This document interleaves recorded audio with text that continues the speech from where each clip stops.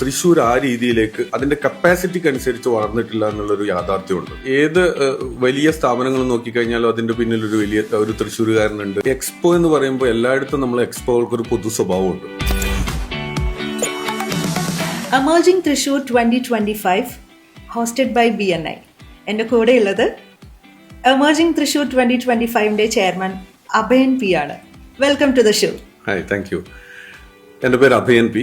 ഞാൻ ഈ എമർജിംഗ് തൃശ്ശൂർ എന്ന് പറയുന്ന പ്രോഗ്രാമിന്റെ ചെയർമാനാണ്. അതുപോലെ തന്നെ തൃശ്ശൂർ ബേസ് ചെയ്തിട്ടുള്ള കൈറ്റ്സ് ബിസിനസ് സോൺ എന്ന കേരളത്തിലെ തന്നെ ആദ്യത്തെ പ്രൈവറ്റ് ബിസിനസ് ആക്സിലറേറ്ററിന്റെ മാനേജിംഗ് ഡയറക്ടർ കൂടിയാണ്. അപ്പൊ ശരിക്കും പറഞ്ഞ എമർജിംഗ് തൃശ്ശൂർ 2025 എന്ന് പറയുന്ന ഈ ഒരു എക്സ്പോക്ക് ഏറ്റവും നല്ല ചെയർമാൻ ആണ്.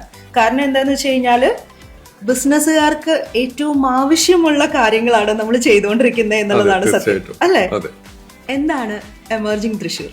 എമർജിംഗ് തൃശ്ശൂർ എന്ന് പറഞ്ഞാൽ ഒരു 3 വാക്കുകളിൽ നമുക്ക് ഒതുക്കാം: കണക്ട്, കൊളാബറേറ്റ് ആൻഡ് സെലിബ്രേറ്റ്. അടിപൊളി. ഒരു എക്സിബിഷന് എക്സ്പോ എന്ന പേരല്ലാതെ എന്തുകൊണ്ടാണ് എമർജിംഗ് തൃശ്ശൂർ എന്ന പേരിൽ അറിയപ്പെടുന്നത്? ഓക്കെ, അതിന് വലിയൊരു കാരണം എന്ന് പറയുന്നത്, നമുക്കറിയാം എക്സ്പോ എന്ന് പറയുമ്പോൾ എല്ലായിടത്തും നമ്മൾ എക്സ്പോകൾക്ക് ഒരു പൊതു സ്വഭാവമുണ്ട്. സാധാരണ കുറെ സ്റ്റാൾസും കുറച്ച് പ്രോഗ്രാംസ് ഒക്കെ ആ ഒരു ലെവലിലായിരിക്കും ഇത് നിൽക്കുക. പക്ഷെ നമ്മൾ ഈ പ്രോഗ്രാം പ്ലാൻ ചെയ്യുമ്പോൾ മുതൽ നമുക്ക് വലിയൊരു എയിം ഉണ്ടായിരുന്നു. ഇതിന് പ്രധാന കാരണം എന്ന് പറയുന്നത്, തൃശ്ശൂർ ശരിക്കും നോക്കിക്കഴിഞ്ഞാൽ ലോകത്തിലെ തന്നെ അറിയപ്പെടുന്ന ഒട്ടേറെ ബ്രാൻഡുകൾ ഉദയം കൊണ്ടൊരു സ്ഥലമാണ് തൃശ്ശൂർ. അതെ, പണ്ട് കാലത്ത് നമ്മുടെ ഫ്ലോട്ടിംഗ് ബിസിനസ് നടന്നിരുന്ന സ്ഥലമാണ്.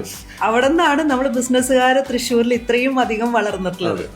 അപ്പൊ ഏത് വലിയ സ്ഥാപനങ്ങൾ നോക്കിക്കഴിഞ്ഞാലും അതിന്റെ പിന്നിൽ ഒരു വലിയ ഒരു തൃശ്ശൂരുകാരനുണ്ട് എന്നുള്ളതാണ് യാഥാർത്ഥ്യം.